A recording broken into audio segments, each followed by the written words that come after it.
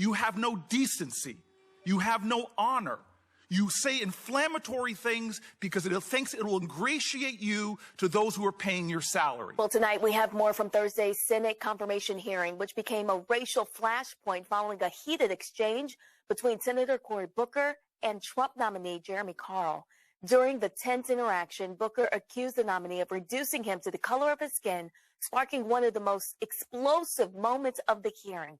The confrontation quickly escalated into a broader debate about race, identity, and the future direction of U.S. policy. Mr. Carl, I never thought I would have somebody that made a lot of the statements that you've made before the United States Senate, and I would love to discuss some of your comments. You're going to be working with international organizations. Do you think one race is superior than another race on the planet Earth? Senator, absolutely not. You don't. So do you think that America would be weaker if it was, say, 40% Jewish? Senator, absolutely not in and of itself. I think the problem... Well, why did you qualify that? No. Well, Senator, if you let me finish, I do not. I believe that unity, as President Trump has said, rather than diversity, is a greater strength. But why not simply say it doesn't matter what percentage of our population is Jewish? Senator, it certainly doesn't matter. It doesn't matter. Senator, if I could finish, as somebody of Jewish origin myself, and I do want to take this moment to say, because there have been some comments made, one of my weaknesses, and we've discussed some that you may think in general are weaknesses, is sometimes I take an idea too far. And I made some comments in interviews about minimizing the effect of the Holocaust that were absolutely wrong. And I'm not going to sit here and defend them here. I just want to be very, very clear on that point. Again, had I been in Germany in that time, even though I'm a sixth-generation American, but had I not, I would have been killed just like anybody else. I've heard you say that you regret some of your comments about Jews. Absolutely. Do you regret any other comments about any other races? Senator, you would have to reference a certain comment, but I'm certainly not a perfect person, and I'm sure that I've made... Do you regret any of your comments about Latino Americans? Senator, I'm sure that if you read me every single comment I'd made about a group, there would be some that, upon consideration... So you stipulate for this body that you have in your past made comments about Jews and Latinos and perhaps blacks that you perhaps regret? Senator, thank you for the question. As a Calvinist who believes that we're all infinitely sinful and only redeemed through grace. See, sir, we're sending you into a very diverse world. Yeah. And you can't say unequivocally that America doesn't matter what our racial makeup is. You believe it matters what the racial makeup of America is. Senator. Do you believe it matters, yes or no, what the racial makeup of America is? Senator, to echo President Trump, I believe I don't want unity you to rather echo than diversity. President Trump. I want you to answer my question, yes or no. Does it matter what the racial makeup of America is? Senator, I'll stand on my comment. Thank you. What's your comment? Answer the question, yes or no. Echoing President Trump, I believe unity rather than diversity is a strength. So you have a problem if America grew to be more Latinos than white people? Senator, the individual group is not important. This is a cross-societal... What do you mean when you say that you believe in the Great Replacement theory? Senator, thank you for that question. This refers to the intentional demographic replacement of Europeans in Europe. It was invented by Renaud Camus, who was a French scholar. You think there's an active effort to, quote-unquote, replace Americans right now? Senator, I think the Democratic Party, through its immigration policies, has certainly shown signs of that.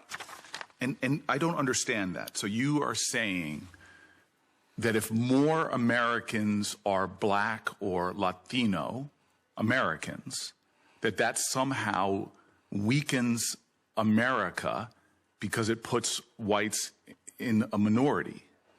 Senator, I never said anything like that, nor do I actually believe that. I want to be very clear that regardless of country, if people generally share more in common, that's a strength. Can I read you what you've said? Because it sounds like this. You said the Great Replacement is real, and they are going to try to make you pay for it. Who is they? Senator, thank you for that question. I simply don't know from you reading that one isolated comment. So this is the problem. You make the most incendiary comments that you admit that you regret about Jews, about Latinos, about blacks. And you sit here and say that you do not have a worldview, that somehow our country is weakened based upon the populations of each. In fact, you say in your writings that it is a threat to the United States of America and create an us versus them. And the only interpretation I can have of us versus them is it's white people against others, which sounds deeply racist to me. That somehow you think our country's greatness depends upon its ethnic diversity, as long as white people have more numbers than others. That does not sound like a nation that was founded with the belief that all people are created equal and equal before the eyes of God. It sounds like you have a racial hierarchy. There's no way for me to read this in any other way. Senator, because you have said our country, based upon religious diversity, based upon ethnic diversity, based upon racial diversity, you have indicated that somehow those make America weaker or stronger. That God forbid our nation grows in population, that then you suddenly say, I'm aggrieved, and they are trying to replace us. This is the United States of America. We are one nation under God, but you cut us up and divide us along racial lines. Senator, respectfully, I do not think that they do. You cannot use the word respectfully, because you do not respect me. Oh, you no, look actually, upon I do. me as my color of my skin. You say holidays like Juneteenth are racial hustles. Don't come here and hustle me. Senator, you have said statements that other nations are going to look upon you and read plainly. When you go to a country of a different religion or ethnicity, you have discriminated against Jews in your writing, you have discriminated against others, and then you claim yourself as a victim. Mr. Chairman, I've never seen such a blatantly racist individual who doesn't even deny that he's made these statements, but wants to tell us that he regrets them, and yet still believes that this body, who is committed to principles of equality, who is committed to ideals of our founders, that you're not in direct violation to the ideals and values and principles. And the last thing I want to say, I watched people beat others when they attacked the Capitol, viciously attack police officers.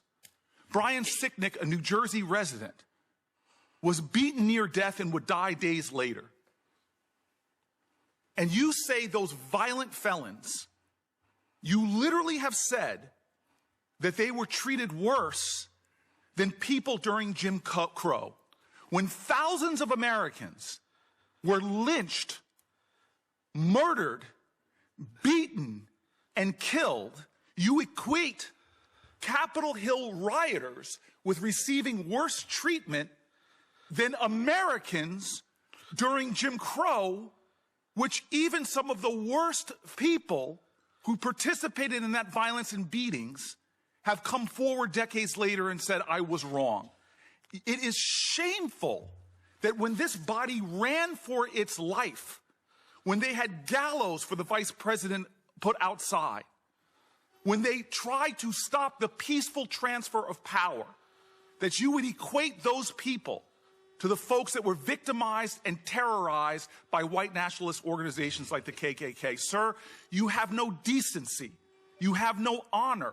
You say inflammatory things because it thinks it will ingratiate you to those who are paying your salary. And you sit here before me and try to wrap yourself in the American flag? Well, I believe in this nation. I believe in the principles. I believe in those who fought and died for our country.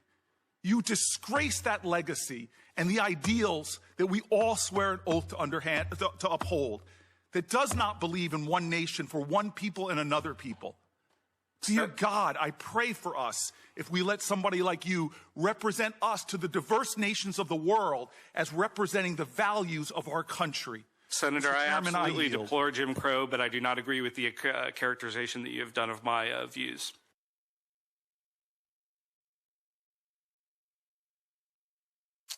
Michael, let's begin with you. What did this hearing expose?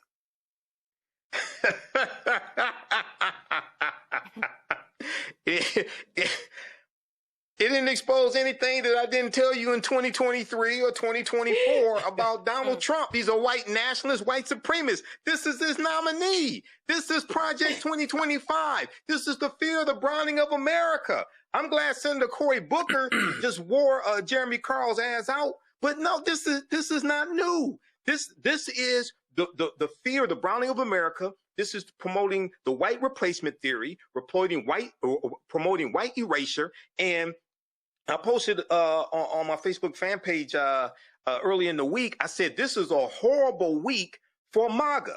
First, you had Bad Bunny performing at Super Bowl 60 and got 128 million viewers of his halftime performance, and it was all in Spanish. And that pissed off MAGA. They're still complaining about that. And then we got the news that minority births have outpaced white births for the first time in history. And they said that only 49.6% of the births in America were white births, and 50.4% of the births of America were made up of Latinos, Hispanics, Black, and Asians. Okay? This is what Jeremy Carl and Donald Trump and people like him fear. They fear that by the year 2043, they're no longer going to be the majority population. This is what Project 2025 is about. This is why Elon Musk is obsessed with birth rates and why they want and why they want white women to stay in the kitchen, stay at home, have more children. And if you take this back to 2017, Matt reads The Atlantic every day. He reads The Atlantic all the time. The Atlantic magazine had an article that talked about how the 2016 presidential election, it said that white non-college educated voters who voted for Trump, it said their driving factor was not the economy. They said it was cultural anxiety. They said it was their fear that they were going to be overran by Latinos and African Americans, non-white people, and what would happen to them. Okay. Then the 2020 census came out in April 2021, and it showed that the population of white people dropped below 60% for the first time since 1790 when the first census was taken. It dropped to 57%. Okay. So this is what I've been talking about. This is what Roland's book, White Fear, is about. So I'm glad this is being exposed. This doesn't teach me anything or tell me anything that I didn't already know. I'm just glad Black Star Network is showing it. Well, Matt, what does it say about America that someone with a documented history of racist and sexist rhetoric can still be considered for a top State Department position? You know, Brittany, that's such an astute question, and you kind of took all of the wind out of my sails, because that's exactly what I was about to say. I was going to say that shows you how far gone we are, that they can promote a virulent racist who has the audacity to continue tweeting and, furthering statements while he awaits the confirmation.